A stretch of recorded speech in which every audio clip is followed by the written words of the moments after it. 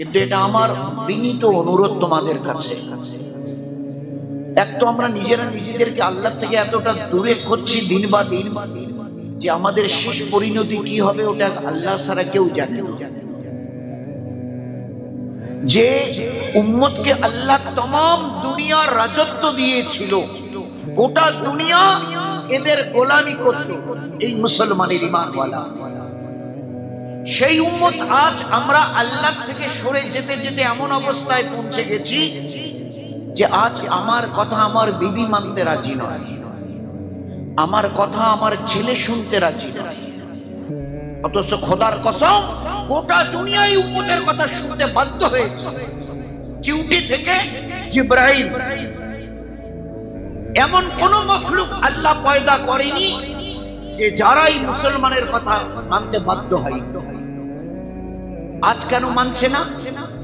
বলে প্রথম তুমি অবাধ্য হয়েছো আল্লাহ, যার কারণে সবাইকে আল্লাহ অবাধ্য করেছে তোমার।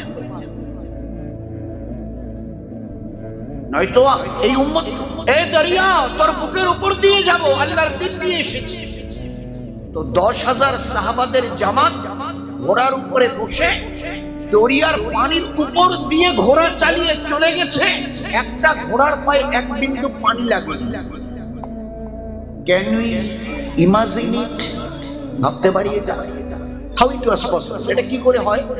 পানির উপর দিয়ে ঘোড়া দৌড়ে গেছে বলে, হ্যাঁ ঘোড়ার পায়ে পানি বলেন না।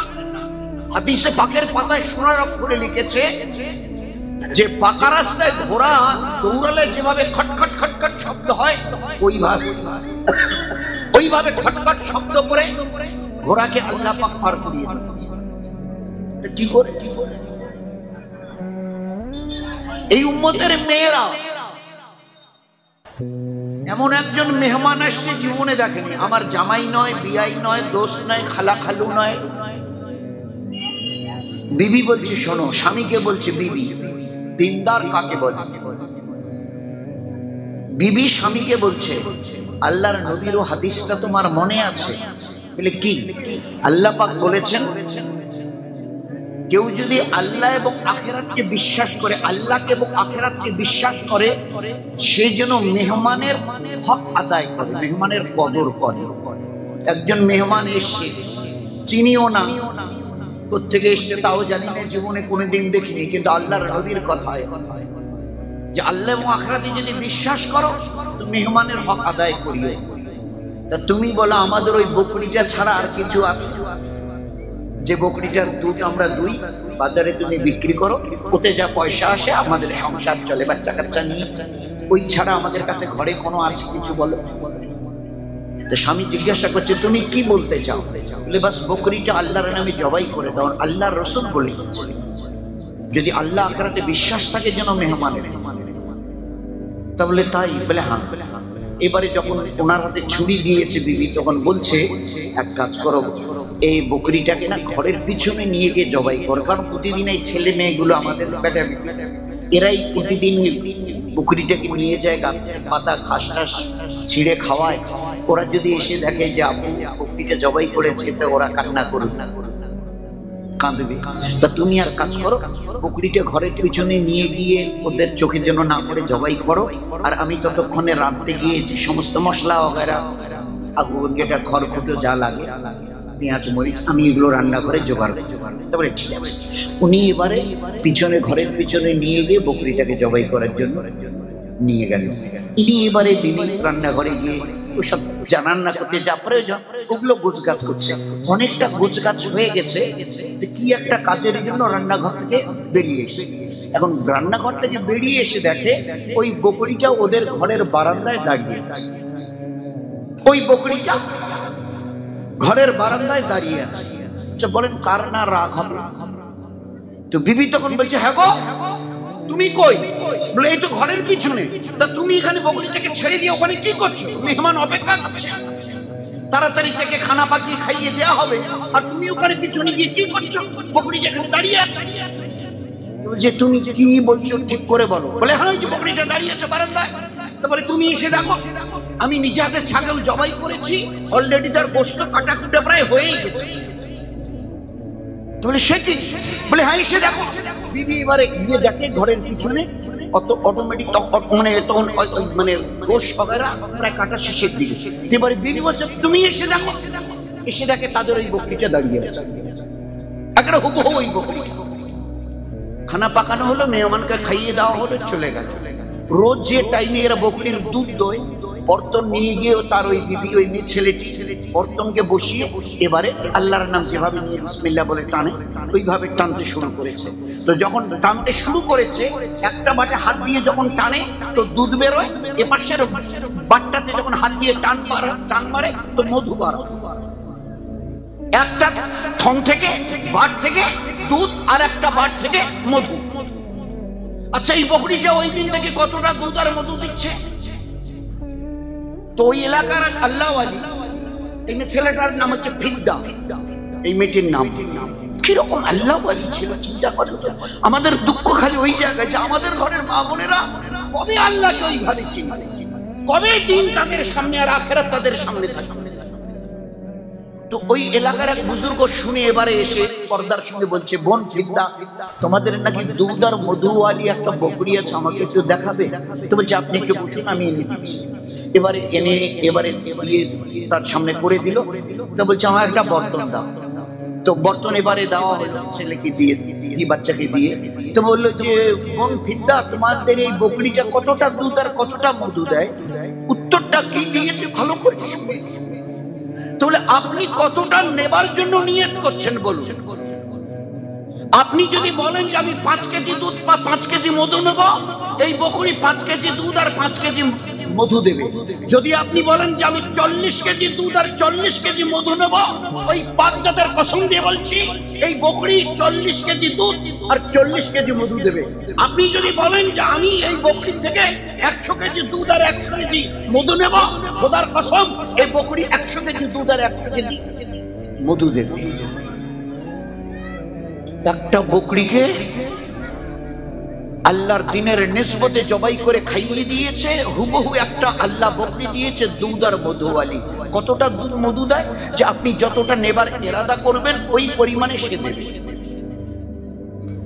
এটা আল্লাহ পাকের কথা। ইউরবি সাদাকাত, আমার দিনের জন্য মাদ্রাসার জন্য লাগাও, আমি তোমার আল্লাহ ওয়াদা করছি তোমার এই মালকে আমি বাড়িয়ে দেব।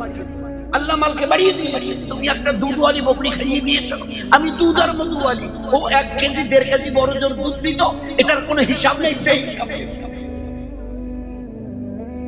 কোরআনে কারীমের প্রথম পাতায় ঈমান ওয়ালা ওয়ালির সিফাত আল্লাহ বর্ণনা করেছেন। ঈমান ওয়ালা ওয়ালি। আজ বড় দুঃখ হয় এই জন্য যে কেন আমাদের মা বোনরা কেন একটু চেষ্টা করে তারা নিজেকে দিনদার বানাচ্ছে না। মা তুমি দিনদার হও, তোমার গর্ভে বাচ্চা নয় হীরা পয়দা হবে, হীরা হীরা। তোমরা একটু চেষ্টা করে দিনদার হও। আজ এই উম্মত বরবাদ হচ্ছে, যার একটা বড় কারণ হচ্ছে আমাদের মায়েদের কাছে সহি দিন সহি ভাবে। আমাদের মায়েরা যদি সহি দিন নিয়ে চলতো না, এদের এক একজনের গর্ভে আল্লাহ পাক সোনা নয় হীরা হীরা দিওয়াল। রাবিয়া বসরির মা বলছে দুপুরের পরের থেকে পেটটা একটু ব্যথা মনে হচ্ছে, প্রসবের সময় মেয়েদের হয়। আমার একটা ডাউট হয়েছে, বোধহয় হয়তো হতে পারে যে আজকে রাতে একটা কিছু হবে, বিকালের দিকে। তো আমি আমার স্বামীকে বললাম যে হয়তো হতে পারে যে রাতের বেলা বাচ্চা প্রসব করতে হতে পারে, তা তুমি একটু কেরোসিন তেল দেখো না যদি জোগাড় করতে পারো। বলছি আমরা এত গরিব ছিলাম যে আমার স্বামী অনেক চেষ্টা করেছে, কিন্তু এতটুকু তেল জোগাড় করতে পারেনি। ওই আল্লাহর কসম রাতের অন্ধকারে আমি আমার বাচ্চি রাবেয়াকে জন্ম দিয়েছি। তো জন্ম দিয়েছি রাতের আধারে, কিন্তু তার পিছনে আমি মা এতটা তরবিয়তের লাইনে মেহনত করেছি যে গোটা আমার বাড়িটা নয় গোটা দুনিয়াকে আল্লাহ পাক রাবেয়াকে দিয়ে আলোকিত করে দিয়েছে। জন্ম তো দিয়েছে রাতের আধারে, কিন্তু দিনের এতটা তরবিয়ত আর আল্লাহর সঙ্গে তার সম্পর্ক এতটা করে দিয়েছি যে গোটা দুনিয়ায় আলোয় আলোকিত হয়ে গেছে। দুনিয়ায় এমন কোন ঈমানওয়ালা ওয়ালি নেই যে রাবেয়া বসরির নাম শুনেনি। মহল্লার লোক বলতো রে ওরা তো মা আর বেটি বড় গরিব, তোর সারা রাত ধরে বাড়ির ঘরের ভিতরে বাতি জ্বেলে ওরা কি করে? আর বাতি জ্বালার মতো এত তেল পাই বা কোথায় বলতো? বলো, ওরা তো গরিব। ততক্ষণে তার বাবা ইন্তেকাল করে গেছেন রাবেয়া। তো মার বেটি অভাবের সংসার, রাত জেগে করেই বাকি, আর এত তেল পাই বা সারা রাত ঘরে বাতি জ্বালা। চলো তো একদিন গিয়ে দেখতে হবে। তো কিছু লোক ওই এলাকার দল বেঁধে এসে, বেড়াবালে তো পাকা বাড়ি ছিল না, কোন রকম বেড়া, তো বেড়ার ফাঁক দিয়ে দেখে, লক্ষ্য করে দেখে নিশুতি রাত তখন 1টা 2টো 3টে হবে। রাবেয়া বসরি জায়নামাজে দাঁড়িয়ে তাহাজ্জুদে অঝোর নয়নে চোখের পানি ফেলছে। ঘরে খোদার কসম কোনো বাতি নেই, তার শরীর থেকে এত আলো বের হচ্ছে যে বেড়ার ফাঁক দিয়ে গোটা ঘর আলোকিত হয়ে বেড়ার ফাঁক দিয়ে ওই আলো বহুদূর পর্যন্ত চলে যাচ্ছে। এই ছিল জীবন। যতদিন আমাদের ঘরের মা বোনেরা আল্লাহকে চেনার মতো চিনেছিলেন, বলেন না কত তাজ্জুবের কথা। আল্লাহর নবীকে আল্লাহ নবুয়ত দিলেন, রাসূল করলেন। এবারে ফিরে এসে প্রথম বলছে, খাদিজা খাদিজা আমার গায়ে কম্বল জড়িয়ে দাও, আমি বড্ড কাঁপছি, আমার বড্ড ভয় লাগছে। বলে কেন কেন? বলে আল্লাহ আমাকে নবী বানিয়েছে। তো খাদিজা রাদিয়াল্লাহু তাআলা কিছু কথা বলেছিলেন। তো শোনার পরে বলছি যে খাদিজা, আল্লাহ আমাকে ঈমানের দাওয়াত দিতে বলছে, আমি যে দাওয়াত দেব কে কবুল করবে? তুমি বলো না খাদিজা, আমি যদি দাওয়াত দিই আমার এই দাওয়াত কে কবুল করবে? তো খাদিজা রাদিয়াল্লাহু তাআলা সঙ্গে সঙ্গে বলে দিয়েছেন, কেন আল্লাহ রাসূল, আপনি দাওয়াত দিন আমি কবুল করব, আপনি দাওয়াত দিন, মুখ খুলুন আমি কবুল করব। তো সর্বপ্রথম আল্লাহ পাক নবীকে মুহাম্মদ সাল্লাল্লাহু আলাইহি ওয়াসাল্লামকে নবুয়ত দেওয়ার পরে তার দাওয়াতে প্রথম যিনি গোটা দুনিয়ার মধ্যে ঈমান এনেছিলেন তিনি একজন মেয়ে ছিলেন, খাদিজা রাদিয়াল্লাহু আনহা। আল্লাহর দ্বীনের কারণে সবচাইতে তিনি বেশি মাল লাগিয়েছিলেন ওই জামানায় তিনি তার বিবি খাদিজা রাদিয়াল্লাহু আনহা। বিশাল বড় মালের মালিক, বড় ধনাঢ্য মেয়ে ছিলেন আরবের মধ্যে। পুরো মাল আল্লাহর নবীর হাতে তুলে দিয়েছিলেন। এই আল্লাহর রাসূল, আমার এই মাল দিয়ে আমি কি করব? কবরে নিয়ে যাব? আপনি আল্লাহর দ্বীনের জন্য মাল লাগান। তো মাল লাগানে वाली মেয়ে ছিল। আল্লাহর দ্বীনের জন্য সর্বপ্রথম জান দেনে वाली, শহীদ होने वाली সে একজন মেয়ে ছেলে। বেটা ছেলে চান্স পায়নি, পুরুষ চান্স পায় না। হযরতে সাহাবিয়া রাদিয়াল্লাহু আনহা সবার আগে। তো তিনজনকে দেখেছি আমরা ঈমানকে কবুল করেছে। কোন পুরুষ বলে না না না, মেয়ে ছেলে খাদিজা রাদিয়াল্লাহু তাআলা মাল লাগিয়েছে সবচেয়ে বেশি তার নবুয়তের পরে। পুরুষ বলে না, আল্লাহর জমিনের উপরে এই মক্তবগুলো। তো বেটা তুমি ইলমি দিন শিখবে না, আল্লাহ যে ফরজ করে দিয়েছে। হ্যাঁ মা শিখবো। তো কিতাব নাও, চলো। ওই নুরানি কায়দার মতো ওই জামানায় যে কিতাব ছিল আলিফ বা তাসা কায়দা হাতে করে দিয়ে পাঠিয়ে দিয়েছে। এবারে ওস্তাদ দেখে বুঝেছে যে প্রথম আজকে মাদ্রাসায় এলো। এবারে ওকে বসিয়ে বলছে আউযু বিল্লাহ বিসমিল্লাহ আলিফ বা তা সা আলিফ বে তে সে পড়। এই বাচ্চা প্রথম দিন মাদ্রাসায় গিয়ে আউযু বিল্লাহ বিসমিল্লাহ বলার পরে ওস্তাদের ওই শোনা শব্দ কটা পড়েনি, আলিফ বে তে সে পড়েনি। 20 থেকে 22 পারা কোরআন মুখস্থ শুনিয়ে দিয়েছে। প্রথম দিন মাদ্রাসায় গেছে, 20-22 পারা কোরআন মুখস্থ শুনিয়ে দিয়েছে। ওস্তাদের চোখ এত বড় হয়ে গেছে, হাতে কায়দার কিতাব, 20 পারা কোরআন মুখস্থ। এই বেটা তুমি এই কোরআন শিখলে কোথায়? তো উত্তর দিয়েছে, ওস্তাদজি আমি যখন আমার মায়ের পেটে ছিলাম, আমার মা প্রতিদিন এশার নামাজের পরে খানা খেতেন, বিছানায় বসে 20-22 পারা কোরআন না পড়া পর্যন্ত শুইতেন না। আমার মা যখন বসে বসে বিছানায় পড়তো, আমি তখন তার পেটে ছিলাম, আর পেটে থাকা অবস্থায় আমার মায়ের পড়া কোরআনকে আমি পেটে থাকা অবস্থায় মুখস্থ করে দিয়েছি। কে এই বাচ্চা? আব্দুল কাদের জিলানী রাহমাতুল্লাহ। বেটা তুই মাদ্রাসায় যাবি না, ইলমি দ্বীন শেখা যে ফরজ। হ্যাঁ মা যাবো। তো কিতাব দাও। তো কিতাব দিয়েছে। তো কিতাব তো দিলে আমি যে মাদ্রাসায় যাবো খেতে দাও, খানা দাও। তো মা ডেটেছে, আমাকে বলছিস কেন? আমি তোর আল্লাহ, আমি তোকে খাওয়াবো। আল্লাহ রাজ্জাক, তার কাছে যা। ধমক দিয়েছে। বাচ্চা 4-4.5 বছরের, বুঝতে পেরেছে। হাত থেকে কিতাবটা রেখে দিয়ে মা যেভাবে আপনি তো বসে হাত তুলে দোয়া করে, ওইভাবে হামাগুড়ি দিয়ে বসে বলছে, আল্লাহ আমি মাদ্রাসায় যাব, আমাকে খেতে দাও। এই আল্লাহ আমাকে খেতে দাও। মা তাড়াতাড়ি করে প্লেটে খানা এনে পিছনে রেখে দিয়েছে। এবারে বলছে, এই বেটা আল্লাহ খানা দিয়েছে, যে খেয়ে নে। খাইয়ে দিল, কিতাব নিয়ে চলে গেল।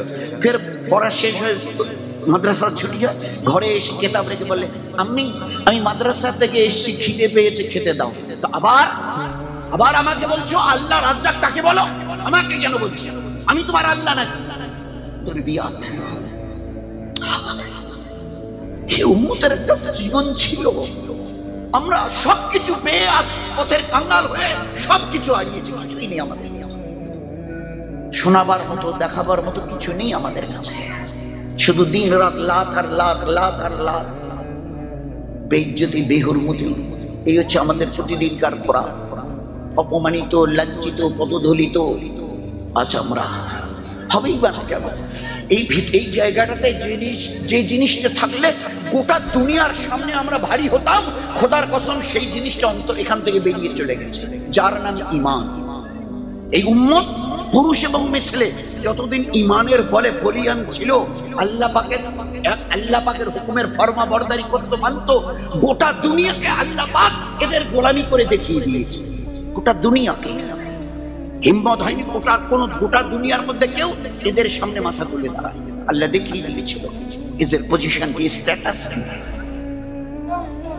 এবারে ধমক খেয়ে আরে আল্লাহ আমি মাদ্রাসা থেকে এসেছি, খিদে পেয়েছে, খেতে দাও। মা তাড়াতাড়ি করে প্লেটে খানা এনে দিয়ে, বেটা এই যে আল্লাহ খানা দিয়েছে, খায়। চলে গেছে পরের দিন মাদ্রাসায়। এভাবে চলছে।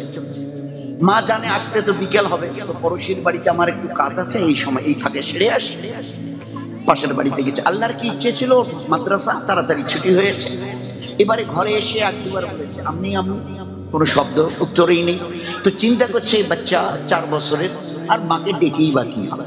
ওই তো ওই কথাই বলবে, আমাকে কেন বলছি, আমি তোর আল্লাহ, আল্লাহকে বল। এইবারে আপনি তোর শুরুতে বসে বলছে, আল্লাহ আমি মাদ্রাসা থেকে এসে, আমাকে খেতে দাও। 1 থেকে 2 বার বলার পরে যেরকম প্রতিবার ওইভাবে পিছন ফিরে থাকে, দেখে আর ওখানে প্লেটে খানা। 1-2 বার বলার পরে পিছন দিকে তাকিয়েছে, দেখে একটা খুব সুন্দর প্লেটে খানা ভরে আছে। একেবারে ভালো করে খানা পেট ভরে খেয়ে ঘর থেকে বেরিয়ে এসছে। পাশের বাড়ি থেকে মাও এবারে বাড়ি এসছে। ঘরের বাইরে মা আর বেটাতে দেখা হয়েছে। মা বলছে, বেটা কখন এলি? বলছি তো কিছুক্ষণ আগে। তো তুই আমাকে ডাকলি না? তোমাকে তো ডাকলাম, তা তুমি তো শুনলে না। মা তখন বলছি, বেটা খাবি নে, আয় আয়, খাবি নে, আয়। তো বেটা উত্তর দিয়েছে, মা কেন ওরকম বলছো? এই তো খেয়ে এলাম, এই তো খেয়ে এলাম। কিন্তু একটা কথা কি জানো মা, আজকের যে মজাদার খানা খেয়েছি না, এরকম মজাদার খানা মা জীবনে কোনোদিন খাইনি। বেটা কি বলে, কি বলছে বেটা? মায়ের চোখে পানি এসে গেছে, মায়ের চোখে পানি এসে গেছে। বেটা কি বলছে, মা এরকম মজাদার খানা জীবনে কোনোদিন খাইনি জানো মা। তার চোখে পানি এসে গেছে। আসমান থেকে আওয়াজ আসছে, এ বখতিয়ারের মা, তুমি তোমার বাচ্চাকে তরবিয়ত করেছিলে, তুমি নাও, আমি আল্লাহ খাওয়াই, আমি রাজ্জাক। এই পরিচয় করিয়েছিলে তোমার বাচ্চাকে। তোমার বাচ্চা যখন কিতাব রেখে হাত তুলে আমাকে বলেছে আল্লাহ, আমি বেকার আর বেচैन হয়ে গেছি। দ্বিতীয়বার যখন বলেছে আল্লাহ আমার খিদে পেয়েছে, আমি ফেরেশতাকে দিয়ে জান্নাত থেকে খানা এনে তোমার বাচ্চাকে খাইয়ে দিয়েছি। এ বখতিয়ারের মা শুনে নাও, তোমার বাচ্চা ওই খানা দেখে হাত লাগাতে যদি দেরি করত, আমি আল্লাহ আমার রহমতের হাত দিয়ে আজকের তাকে খেতে দিতাম। এই ছিল তরবিয়ত, এই ছিল তরবিয়ত। দিন ওর নাম, আল্লাহ যা বলেছে করি, আল্লাহ যা ছাড়তে বলেছে ছাড়ি। দিন হয়ে গেল। দিন কোনো পাহাড় না, দিন কোনো দরিয়ার নাম বলে না। দিন দুটো সহজ জিনিসের নাম। আমরা বলি না আল্লাহর দিন, আল্লাহর দিন, আল্লাহর দিন। তো এই দিনের শুরুটা আল্লাহ পাক ওইটা 3টে জিনিস দিয়ে করেছেন।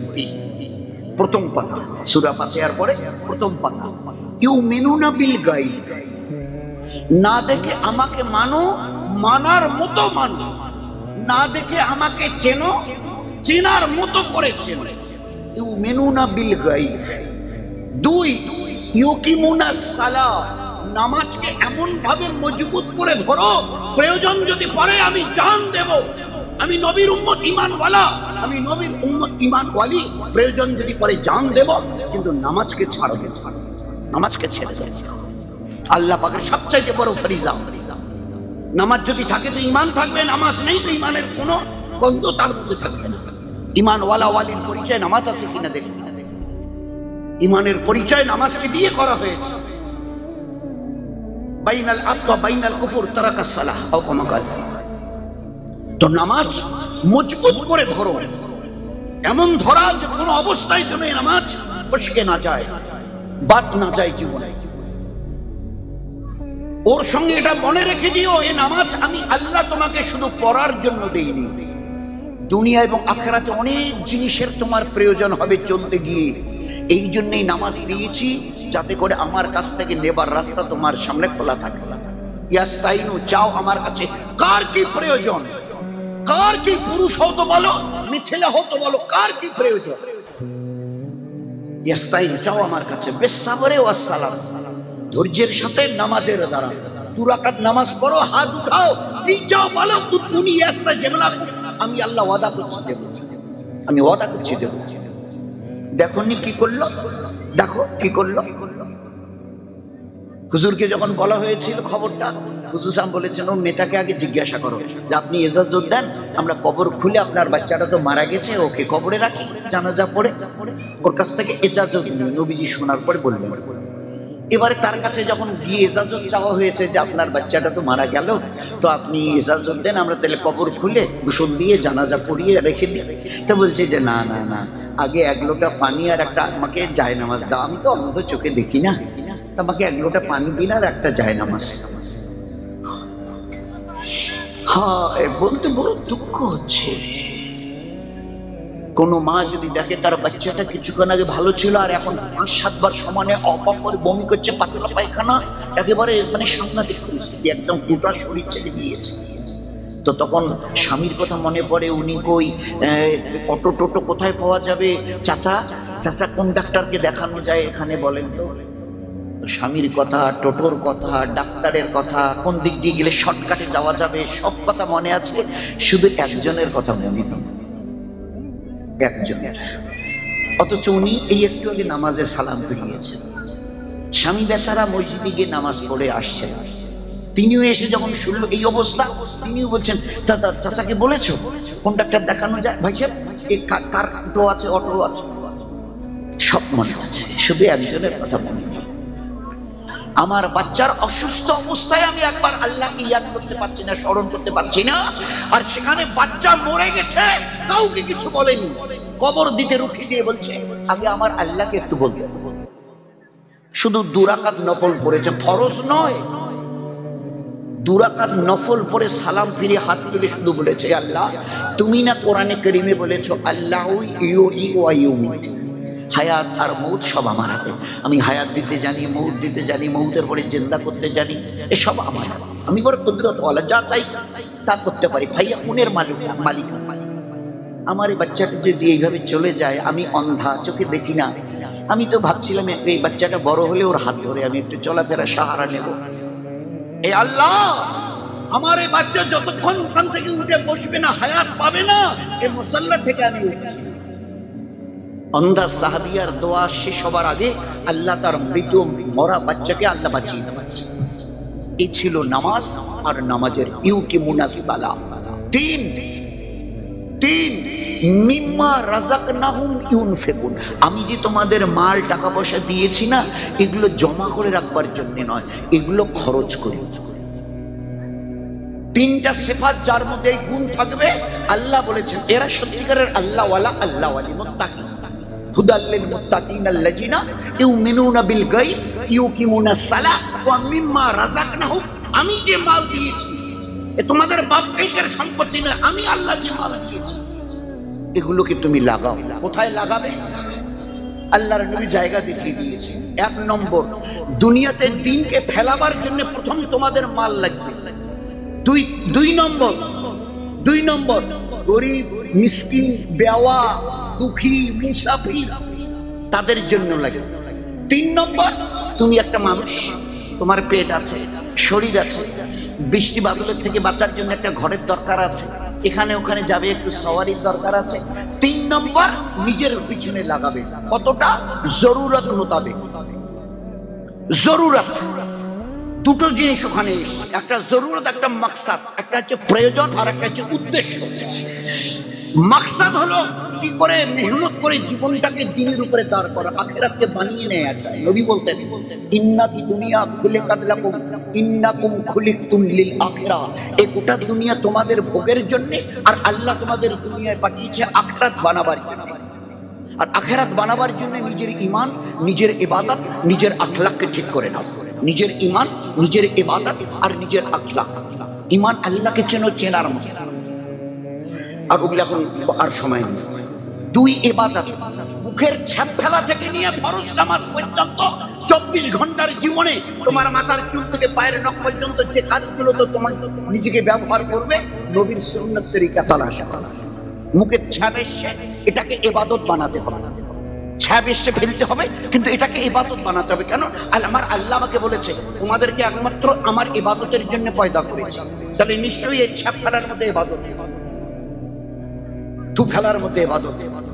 পশ্চিম দিকে থুপ ফেলা যাবে না, এইদিকে কাবা শরীফ, এইদিকে আমরা সেজদা করি, আদবের খেলাফ হবে, সুন্নতের খেলাফ হবে। তো ছাপ ফেলা থেকে নিয়ে যে কোনো কাজ, পায়ের জুতো, আয়েশা জুতো কি করে পায়ে দিলে ইবাদত হয় শিখেছো? নবীজি বিবিকে বলছেন, আমাদের মা আয়েশা, আল্লাহ রাসূল শিখেছি। আচ্ছা, কি করে জুতো পা থেকে খুললে ইবাদত হয় শিখেছো? আল্লাহ রাসূল শিখেছি। আচ্ছা, কি করে কখনো যদি জুতো হাতে করে নিয়ে যেতে হয়, তা হাতে করে জুতোটা কিভাবে ধরবে শিখেছো? আল্লাহ রাসূল ওটা তো শিখা হয়নি, আল্লাহ নবী দেখিয়ে দিলেন জুতো। আল্লাহ রাসূল নিজে জুতো দুটো নিয়ে এইভাবে ঝেড়ে তলা দুটোকে একখানে করে বা হাত দিয়ে দেখিয়ে দিলেন, এইদিকে 3 আঙ্গুল আর এইদিকে 1 আঙ্গুল দিয়ে এইভাবে জুতোগুলো ধরবে। এইভাবে যতক্ষণ জুতো হাতে করে নিয়ে যাবে, আল্লাহ তোমাকে ইবাদতের সওয়াব দেবে। পায়ে দেবার সময় বা পায়ের জুতোটার উপরে বা পাটা দাও, আর বিসমিল্লাহ বলে ডান পাটা জুতো ঢুকিয়ে দিয়ে তারপরে এ পাটা তুলে ঢুকিয়ে দাও। আল্লাহ তোমাকে নামাজ পড়ার মতো, কোরআন পড়ার মতো, রোজা রাখার মতো ইবাদতের সওয়াব দেবে। হাত পায়ের নখ কাটতেই হবে। কবে কাটবো? হাতের নখ কোন দিক, কোনটা আগে কোনটা শেষে? আল্লাহ নবী কি দেখিয়েছিলেন?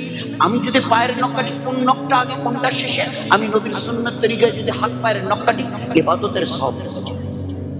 আমার 24 ঘন্টার জীবনে এমন কোন কাজ নেই যে কাজটাকে আল্লাহ ইবাদত বানাননি। জানতে হবে না?